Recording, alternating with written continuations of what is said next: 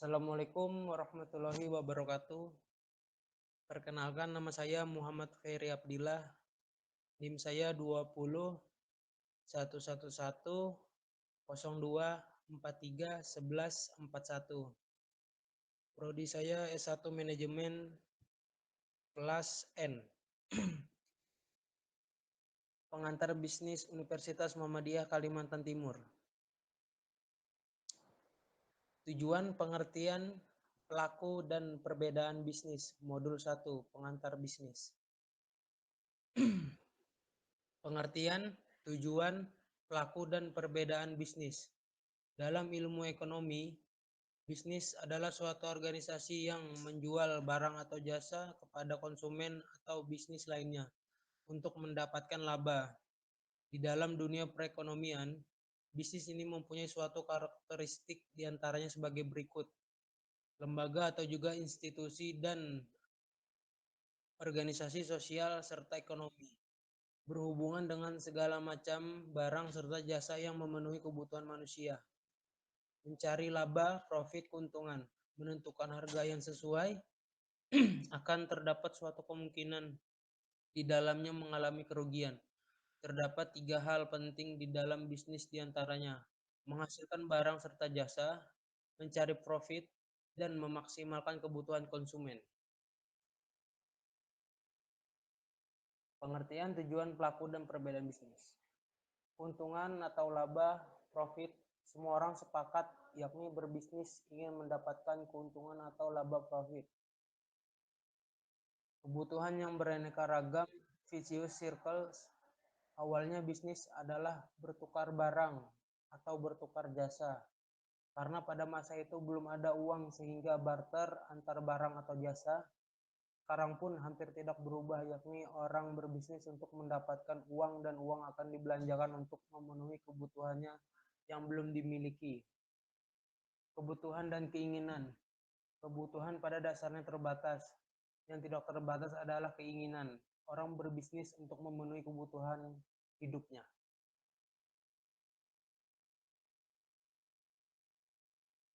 Pemilik, owners. Owners adalah pemilik atau jika perusahaan benar disebut pemilik saham. Kreditur. Kreditur atau penyedia pinjaman untuk memulai bisnis. Karyawan. Karyawan atau pegawai yang direkrut memiliki peran penting dalam sebuah bisnis, yakni keberlangsungan bisnis itu sendiri. Karyawan harus mendapatkan pelayanan yang baik dari seorang pembisnis. Penyedia material. Perusahaan manufaktur, keberadaan penyedia material atau supplies adalah sangat penting dan dibutuhkan untuk membantu kelancaran kegiatan produksi. Pelanggan, pembeli produk untuk memuaskan kebutuhannya. Perbedaan bisnis dibedakan menjadi 2, yaitu bisnis kecil dan bisnis besar. Bisnis kecil pada umumnya pemilik menjadi manajer daerah, operasi lokal, organisasi sederhana, pemilik intim dengan karyawan banyak, kegagalan, pemilik serba bisa. Bisnis besar, manajer bukan pemilik, regional atau nasional, organisasi kompleks, pemilik tidak kenal dengan karyawan, jarang yang gagal, manajemen spesialis. Tanggung jawab sosial perusahaan, modul 2, pengantar bisnis. Tanggung jawab sosial sebuah lembaga bisnis atau perusahaan harus ditancap secepat mungkin, dan etika bisnis memberikan rambu-rambu kapan harus berhenti, atau dengan kata lain, mana yang boleh dan mana yang tidak boleh. Sebuah lembaga bisnis yang harus mampu menyelaraskan semua sumber daya yang mereka miliki untuk mencapai tujuan. Tanggung jawab sosial kepada pelanggan. Memastikan tanggung jawab bisnis, memastikan tanggung jawab pemerintah. Tanggung jawab sosial kepada kreditur, kewajiban keuangan, dan informasikan kreditur jika mempunyai permasalahan keuangan.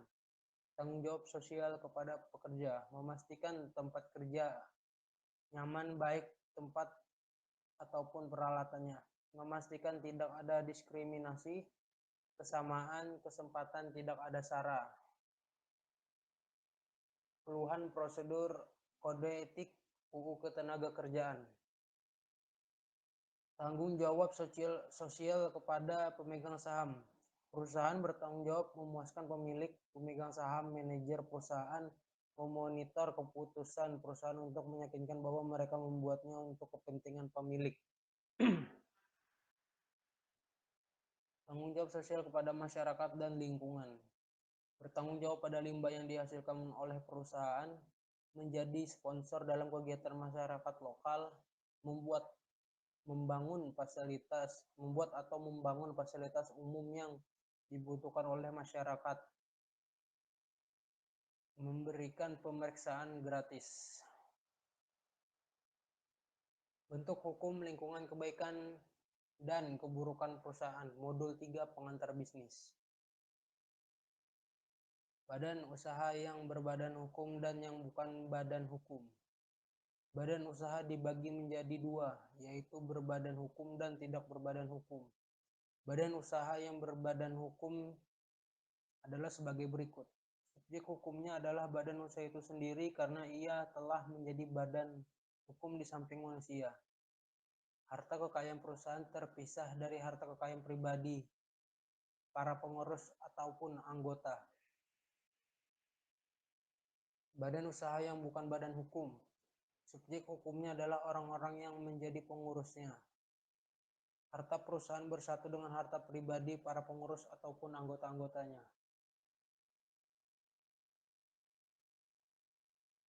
Lingkungan perusahaan atau bisnis. Ada beberapa lingkungan perusahaan atau bisnis yang perlu diperhatikan, yakni sebagai berikut. Lingkungan teknologi, lingkungan hukum dan politik, lingkungan sosial budaya, dan lingkungan bisnis. Bentuk-bentuk perusahaan dalam kepemilikannya. Perusahaan-perusahaan yang beroperasi dalam perekonomian terutama dapat dibedakan menjadi 3 jenis. Adapun diantaranya perusahaan perseorangan. Perusahaan perseorangan adalah perusahaan yang dimiliki satu individu. Keuntungan perusahaan perseorangan: mudah didirikan, modal memulai usaha sangat kecil, pengelolaan fleksibel dan juga bebas, kerahasiaan usaha terjamin. Bentuk-bentuk perusahaan yang selanjutnya, kelemahan perusahaan perkongsian. Perusahaan perkongsian masih terdapat masalah tanggung jawab yang tidak terbatas. Tetapi ini berlaku hanya general partner yang harus membayar semua hutang perusahaan dari perusahaan maupun kekayaan pribadi. Kebutuhan untuk membuat perjanjian kerjasama.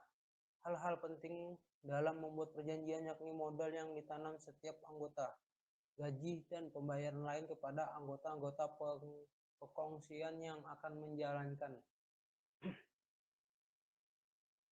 Perusahaan perseroan terbatas. Kegiatan usaha yang didirikan berdasarkan badan hukum yang didirikan notaris, di mana dokumen dikemukakan di depan seperti tujuan perusahaan, saham yang dikeluarkan, usaha yang dijalankan, dan nama-nama pimpinan yang akan menjalankan perusahaan yang didirikan. Kepemilikan usaha perseroan terbatas merupakan perusahaan yang dimiliki oleh pemegang saham. Kebaikan perusahaan perseroan terbatas, tanggung jawab terbatas, saham perusahaan mudah ditunaikan. Kebaikan perusahaan perseroan terbatas, tanggung jawab terbatas, pengelolanya lebih profesional. Keburukan perusahaan perseroan terbatas, pendirinya lebih kompleks, 2 kali pembayaran pajak, peraturan yang harus dipatuhi lebih banyak, sukar merahasiakan, dapat mengurangi motivasi kerja. Sekian dan terima kasih penjelasan saya tentang pelajaran dari modul 1 sampai dengan 3. Terima kasih. Wassalamualaikum warahmatullahi wabarakatuh.